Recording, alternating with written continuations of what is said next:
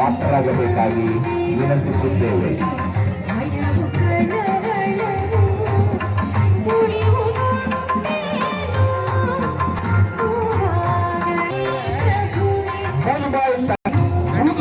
ವೆಂಕಟೇಶ್ ಇವರು ಕೂಡ 101 ರೂಪಾಯಿಗಳನ್ನ ಭಗವಂತನ ಪಾದಕಾಣಿಕೆಯಾಗಿ ಕೊಟ್ಟಿರುತ್ತಾರೆ.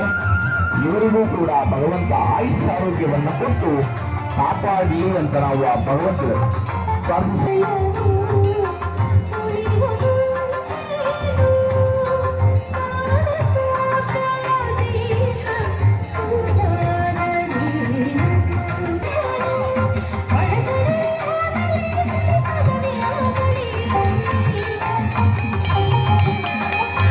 ದೇವರ ದರ್ಶನವನ್ನು ಮಾಡುವ ಭಕ್ತಾದಿಗಳು